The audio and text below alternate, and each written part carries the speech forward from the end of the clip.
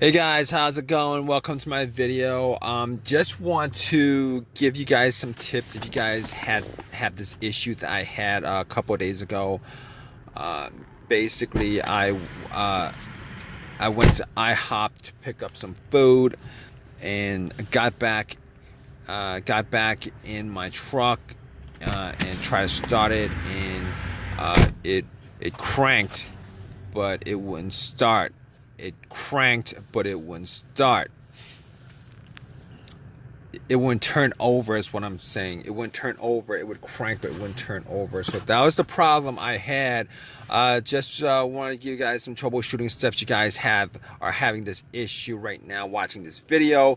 Basically, when that issue happened, I originally thought it might have been the battery that was causing it, because I haven't changed the battery on this truck since I had it. So I was like, maybe it's the battery. But the thing about it is, it was a very, very strong crank. It wasn't like a weak crank. It wasn't like a slow crank.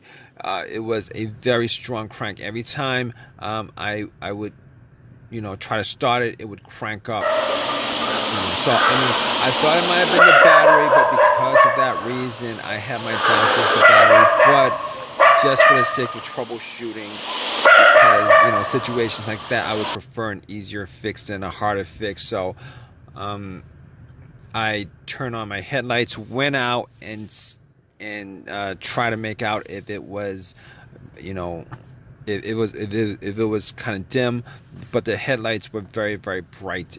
They weren't dim at all.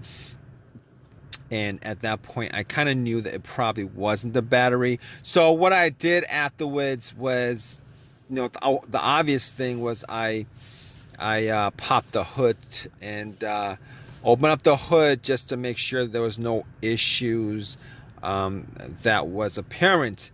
I didn't see anything that was outside the ordinary, except the battery terminals, the wires connecting to the battery terminals were a little bit corroded. So I pretty much I checked to see whether they were tight, and they were tight, but they were kind of corroded. So I actually had some good old Coca-Cola, poured some Coca-Cola on the terminals. It fizzed up, and I didn't think that I was going to fix the issue, but I went back to the truck to try to crank it, and it cranked, but it didn't turn over. Same situation as before. So I was like, probably, I could probably rule out the battery, but I also had a booster, popped on the booster for like about 30-40 seconds, try to turn it over, try to crank it. It cranked, did not turn over. At that point, I pretty much was able to rule out the battery completely. I did actually rule out the battery completely. The terminals were clean enough, and because I had a booster pack on, I knew there was no issues with connection issues, connectivity issues, stuff like that, because of the terminals being a little bit corroded. So at that point, I could rule out the battery, and I could also rule out the alternator. But the alternator wasn't part of this whole troubleshooting thing to begin with, because if the alternator was bad, I wouldn't have been able to crank it at all. And because if that situation had happened, I would have had cables on the battery, and it would have cranked up and would have died out as soon as I took the cables off. So definitely sure that it was not the alternator or the battery. And I also made sure to check out the negative ground wire cable from the battery to make sure that there was no issues as far as it being loose or being corroded, or the wire being frayed. Sometimes that could cause this issue where it would crank, but it wouldn't turn over. However, in most of these situations where the crown wire is the issue for a no crank, no start, normally there would be like a slow crank, but this is every time I would crank the truck up, it would be a very, very strong crank. So I could rule out the negative line, I could rule out the battery, I could rule out the alternator, but the alternator I didn't have to worry about to begin with.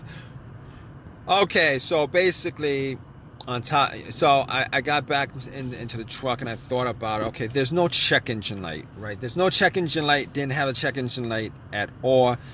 Haven't had a check engine light on this truck for a long while. So basically I did not have a check engine light, but just to make sure, I took out my trusty $20 OBD2 reader that I got from Walmart, that I've had from Walmart for a long while. I've had it, plugged it in just to make sure that there's no ECM PCM computer issue, and I pretty much scanned it. It scanned all the way through, gave a readout, no codes, all the monitors were good. At that point I knew that I could probably rule out the computer, the PCM, ECM, the computer causing this this crank but no start issue. Sometimes if there's no connectivity between the computer and the car, well, if there's no connectivity between the computer and car because of a blown fuse, a short, something like that, where it messes up any kind of connection between the computer and the car, there would be a crank, no crank scenario that could occur possibly because of it, but I could rule that out. And because no codes came up and no check engine light, at that point I could also rule out a whole host of other stuff that be causing it.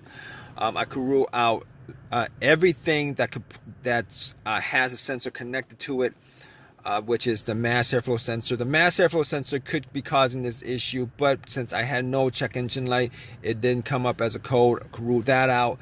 Camshaft, could rule that out. Crankshaft position sensor, I could rule that out. Throttle body, throttle position sensor, I could rule that out. I could rule all those things out just off of the fact that there's no codes for any of those things. So basically at that point I was left with just a couple of things that I could think of. One of them is probably the ignition, but I had no issues with the ignition at all since I had this truck, so I didn't think that was it. But we're gonna I pretty much went to the couple of things that I could think of that would have been easy fixes, which was fuses and relays. So basically I pretty much opened up the pulled out the cover for the fuse box and checked to see whether there was any blown fuse, any kind of smell of a burnt smell, whatever. Brownish looking fuses from the top, and I wasn't able to see any of it. All right, anything that was blown, anything that was out of the ordinary. So basically from the parking lot, I could not actually tell whether there was a blown fuse or not. However, there is a good chance that a relay may have been the problem. And the one thing that pretty much I thought could have been the issue was the fuel pump. Now let me give you guys tell you guys what I did as far as trying to determine whether it was the fuel pump or whether it was the fuel pump relay. All right, so basically I was in my car and I was trying to see if I could hear the fuel pump priming. Normally the fuel pump primes just before the car turns over and starts. It coincides with the crank and everything to air, fuel, spark. Those are the things that causes the engine to work. And obviously the system, the fuel pump sends gas before the spark happens or simultaneously. But anyway, if you guys don't know how to do this, what you guys want to do is, normally it would be, you know, you'd have two people. One person would be, you know, listening, have the gas cap off and listen from where the gas cap is off, where you would pour gas. But one person would be listening, and then the other person would be trying to put the car into the ignition into the on position, just to hear whether there was a whizzing sound, just to see whether there was like a whizzing sound or a motoring sound, the fuel pump pretty much priming, sending fuel to the engine. Now, I was the only person, you know, I was the only one person there picking up food, so it was just one person. So I was like in my car, and I was pressing it, trying to get to the, I tried to listen as intently as possible. I don't know if that's the correct word for it, but I pressed it to on position, sitting in my car, trying to see whether I could hear some kind of whizzing, motoring, kind of motor going off kind of sound, because sometimes it's loud enough where you could actually hear it. I turned everything off, tried to listen to it. I could not hear a thing, but I could not tell 100% whether, you know, it's just not audible enough for me to hear it.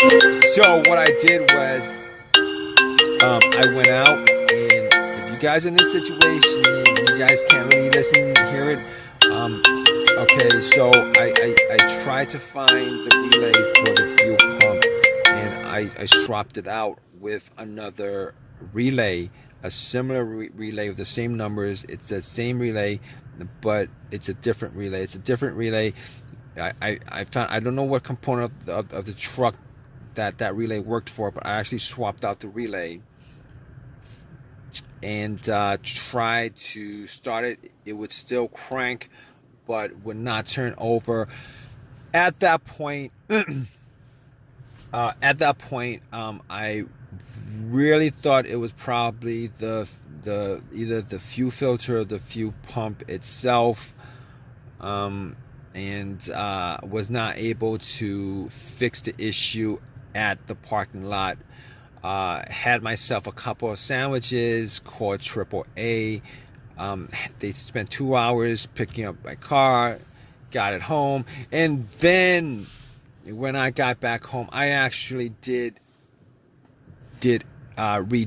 every single thing that I did, just to double up, just to double check, just to make sure I didn't skip anything. All the fuses were good, all the relays were good, and pretty much found out that the fuel pump was not initiating because I actually took the fuel line off and there was nothing coming. I basically took the fuel line off, wrapped a Ziploc bag and a rubber band around the hose, and put it on position just to prime it. Normally, if the fuel pump was working, there's nothing obstructing it, there would be some fuel in the bag. There's no fuel in the bag. There's no gas in the bag. So it could be one of two things. Maybe a blocked fuel filter, but that wasn't the case because I actually took it off from the. That wasn't the case. It was actually the fuel pump that was the issue. It was the fuel pump that was the issue. The fuel pump turned out to be the issue because I had to get to it, and since there was nothing coming out, 100% that it was the fuel pump that was the issue. So I went to AutoZone, took out the fuel pump, went to AutoZone, put in the fuel pump, and it works fine. The truck works fine without any issues at all. It works fine without any problems.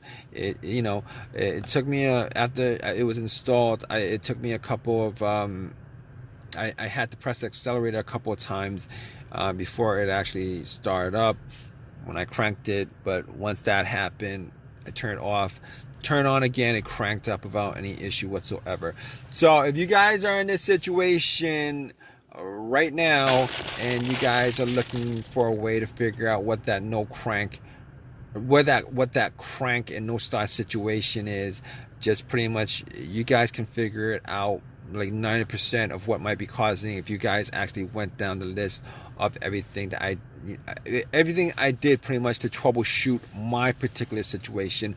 Hopefully with your situation, you probably have it probably isn't that big of a deal where it may have been maybe a fuse or a relay that's causing it.